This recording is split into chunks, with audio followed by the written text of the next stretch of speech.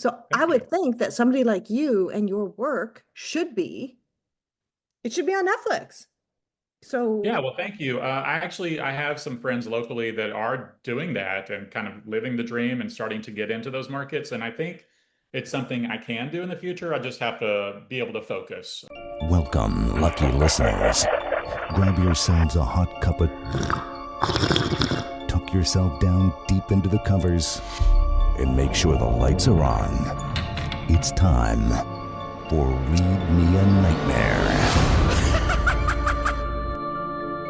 hi everyone. I'm here today with one of my favorite horror writers, Robert Stahl. I kind of feel like we've been doing this writing journey together. Yeah, we have been on this little trip for a couple of years now, and I'm so glad I met you. It's you turned out to be a great friend, so thank you. I know, isn't it wonderful? We have to meet in person someday. One of these days, I'm coming to Texas. That's why I was like, where are you again? Down in That's Dallas. right. Open invite. Come on down, and I'll show you the town, and we'll have a great time. Oh, that would be so fun. So I'll tell you this, one thing that's really stuck out to me about Robert is he is living the dream and that he's actually put out horror movies, which is, one of my like secret wishes for the future is to produce little horror films, and you've done it. So why don't you tell our listeners all about your latest little Christmas movies? They're usually Christmas movies, right? Well, I've only done two kind of little short films, so both of them are under 10 minutes. But I wrote and produced both of them and worked with a really talented local director. So the first one we did was kind of a gay slasher flick called Rick, Trick. Rick, I Yeah. saw it. It was great. And I Trick. also saw You Better Watch Out, which I loved. Oh, Yeah, and then that one came out about 6 months later. We did a local film competition and won the Audience Choice Award, so I'm very proud of that. But yeah, I'd like to do more of that in the future. The question is like, where am I going to have the time? I just have so much on my plate all the time. So well, I'm just, let's talk about what's on Robert's plate. what's on Robert's plate? I'm coming down off the high of having my first short story collection out. That came out in July from Journal Stone. And so I did a book promotion for that for about 3, 4 months and did about 14 stops. So now that's behind me. Now it's time to get back to work. So that's what I'm doing. I'm working on some short stories that I'm revising. I'm trying to craft a few more new short stories, and hopefully I'll have enough for a new collection in a few months. Oh, And then after excellent. that, I'd like to shift gears and do something more long form, like a novel or novella. Right. All right. This is interesting. So, I want, there's a couple things I want to hit back. Let's circle back to the film just for 1 minute. Where is that going? Can you do more? Did you get any extra interest in that? Like, is there any profitability in the filmmaking, or is it just a passion project? Those two were just passion projects, really. They're more expensive to make than they're worth the trouble, I think. But yeah, just something I wanted to try. Of course, there's the hope that I can do more of these in the future and possibly, enter the real film market. And I think this is kind of just my way of training myself for that. And yeah, I have like two ideas for full-length screenplays that I'd like to develop, but I mean, it's just I have a full-time job, so I'm just doing the most that I can all the time. But one day, hopefully something will happen. Well, I mean, here's the thing. This is what always boggles my mind. There's such a need for content out there. The desire for IP, when you look at all the streaming services, all the airtime they have to fill, it's just like the gatekeepers are so intense and severe and impenetrable. It's so hard to get Yeah. in. Whereas, I mean, you are producing, I'm sorry, I think your content's amazing. The production Oh, quality is thank actually you. quite high. Your actors are phenomenal and the writing's strong. So I Thank you. would think that somebody like you and your work it should be on Netflix. Yeah, So, well, thank you. I have some friends locally that are doing that and kind of living the dream and starting to get into those markets. And I think it's something I can do in the future. I just have to be able to focus. I I don't tend to do so well when I'm scattered all over the place. I have to do one project at a time. I have a lot of projects I want to do, but I can only focus on one at a time. So it's on my plate. I'll eventually, swing back that way. But right now, it's all about writing the fiction. Right. So 2026 focus is my word as well, because once again, as you know, I'm trying to, like I said, I think we're navigating very similar paths. Um, so I now I want to talk about your uh, short fiction collection. Now, my very first question is, why did you go with Journal Stone instead of self-publishing? Uh, I thought about self-publishing, and I may go that route in the future, but I'd always had the desire to work with a publisher, and I just kind of wanted that extra oomph, that just having a publisher publish it, that what that does for you. So that's what I was going for. I just wanted, I guess, that reputability, and yeah. So tell me how that works. So what was your deal with Journal Stone? Like, what did they do for you, and what was the process like? Like, how did you even find them? Oh, sure. So I had the collection together and I shopped it out for, a year and a half. And it's the same process as we go through as when we write short stories. You set it out. I got a lot of rejections, probably good 20 rejections or so, but I wasn't even nearly done. And I just happened to stumble across Journal Stone. I saw some local authors that I know of, not local, but some authors in our networks that I know of that have been published with Journal Stone. And I liked the way their books turned out. So I hit them up and they responded and were wanting to work with me. So what they did is I sent them the collection. They helped me format it. They did the cover art, all the ebook versions and all that stuff. It was a great arrangement. I recommend it to anybody. Okay, and then how does did they give you an advance, or is it a profit split, or how does that work with the money? Yeah, it's not in advance. They're an independent publisher. So yeah, it's just kind of a profit share thing, a split. And how is it done? Very easily. They do all the paperwork, and every 3 months they'll Oh send no, you. no, I meant like how much profit has been like has it been profitable? Has it been more of a passion project? Because outsourced Oh, anthologies are very hard to make money with. Like yeah. I hate talking about the finances that much, really. But I've done okay. I'm not going to be retiring and buying a home in Malibu anytime soon, but it was decent. if you want the truth, if you've made any profitability, if you've made more than like $200, you've probably made more than most people make on anthology. So you've done very well then. Yeah. That's something that like Mark Leslie talks about a lot, like the truth. And the reason why I ask about the numbers is because for some reason in writing, some writers put their numbers out, especially those who use KDP, right? And it's like, oh, I made $900,000. I made this, and the numbers are huge. But then what you don't realize is behind the scenes, it's cost them almost that amount of money buying Amazon ads or, the other sundry ways that writers can lose their money. And there's lots of paths where we can shed our dollars, as we all know. So Yeah, there certainly are. Journal Stone wasn't like that. Everything was on the up and up. I'm very pleased with how it all worked. I would do it again.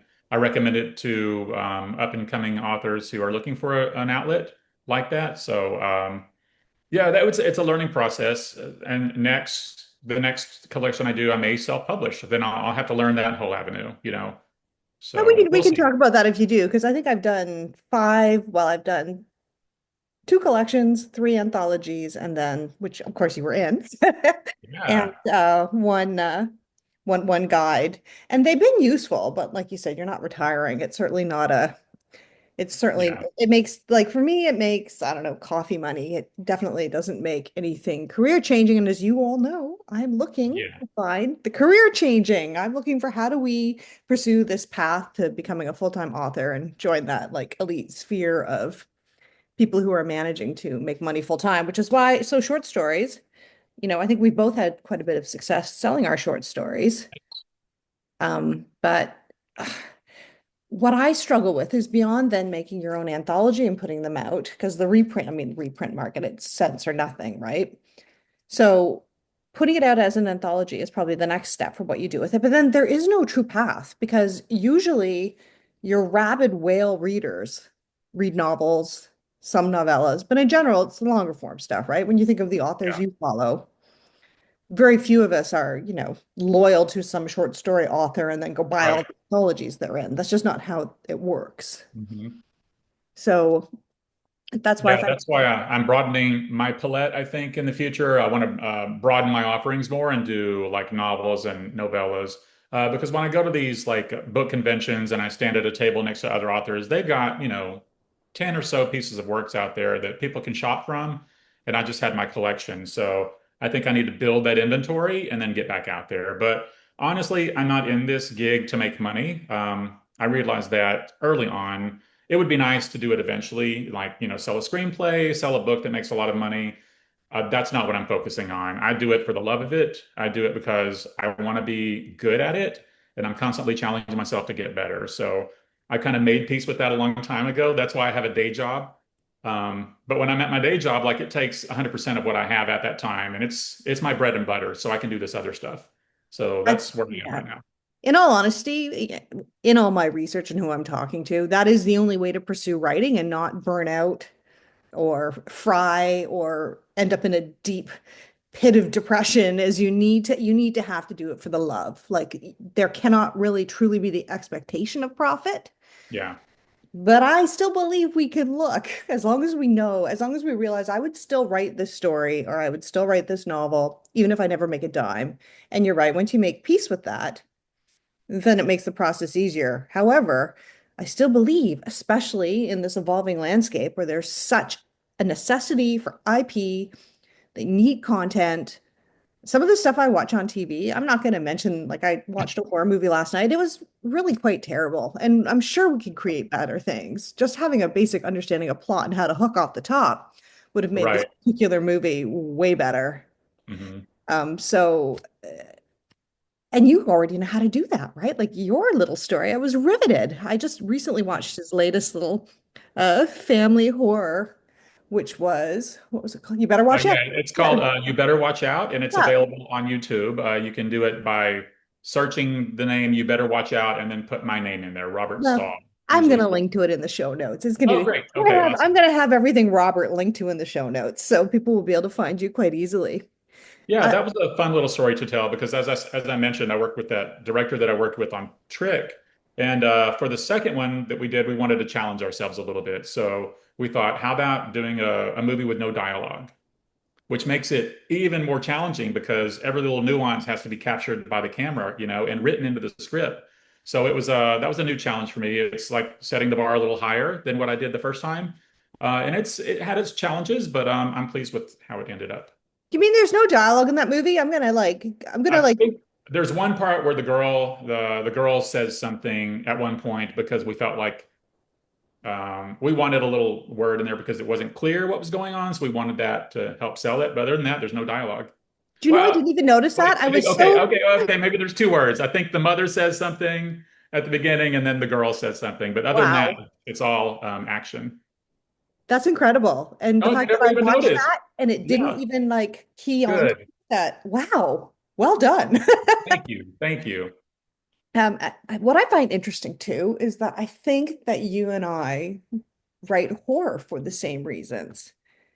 I mean, I do it as a way to process things that I find very difficult to deal with in the world. Like my mother-in-law has dementia, Mm. or if something, if I have a friend who's in an abusive relationship and you can't do anything about it, can't do anything about dementia either. So I write stories, and that seems to be my way of self-soothing and therapy.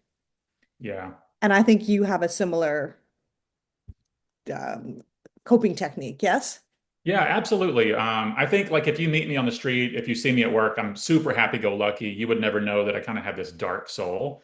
But I do. I have this inner darkness that I've grappled with ever since I was a kid. I don't know any other way. It's just the way I am. It's just I like dark things. I like spooky stuff. It's just like, some people are drawn to romance or sci-fi. And I don't know, it's like I wear myself out, not to you, but having to explain to people why I like dark stuff. I'm like, well, why do you like Westerns? Does anybody grill you about that? I just Oh, like it. So, and then creating it. I mean, for me, it's the creating I mean, yeah. I think you mentioned in one of your interviews that you also had to deal with dementia in your life. I did. Yes, my mother had it, and I lost her 3 years ago. It was So very sorry. difficult. I Yeah. feel for anybody that's going through it. One of my close friends is going through it with his mother and his partner at the same time, and I can't Oh, imagine. what he's going to go through.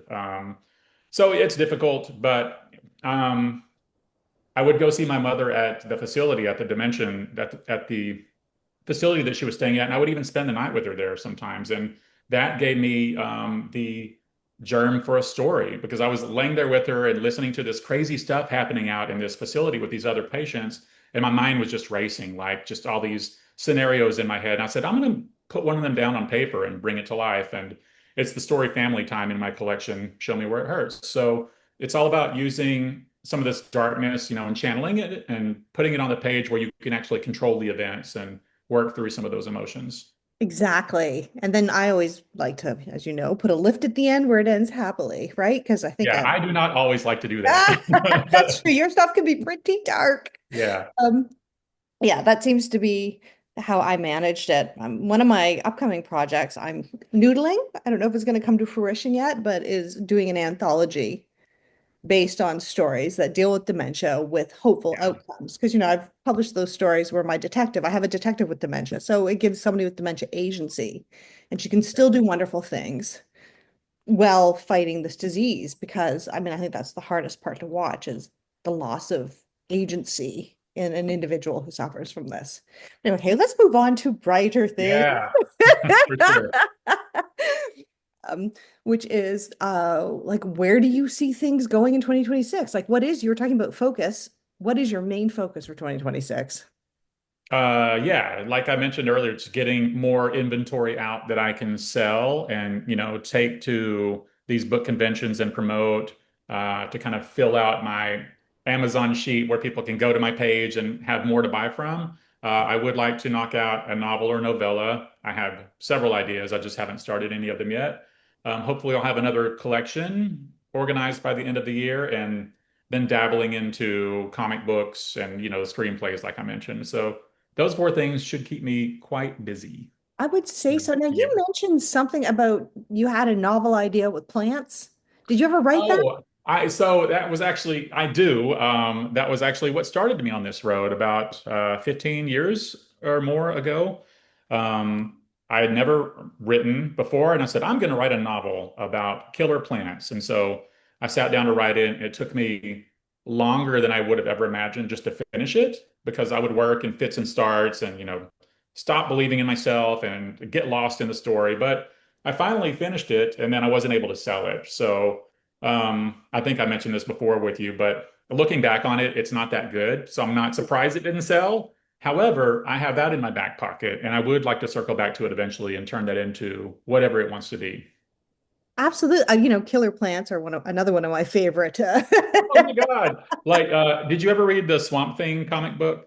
No, I know of it though. I Okay, so Alan have. Moore did an incredible comic book series in the 80s, and I'm currently rereading Swamp Thing, all of the comic books.